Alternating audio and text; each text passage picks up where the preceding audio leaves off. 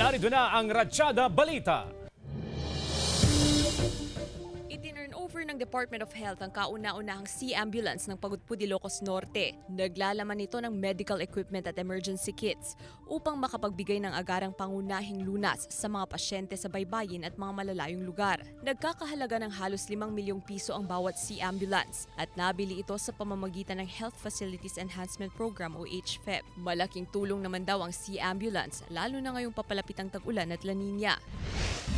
Sa Ilocos Norte, nagkaroon ng groundbreaking para sa battery-embedded solar farm sa poblasyon Nueva Era. Ayon sa Ilocos Norte Electric Cooperative, malaking tulong daw ang 29.952 megawatts solar farm sa pagpapababa ng presyo ng kuryente at pagbawas ng mga power interruption sa lalawigan. Aabot sa 40 million kilowatt-hour ang maaaring ma-generate ng nasabing solar farm kada taon kapag sinimulan ng patakbuhin.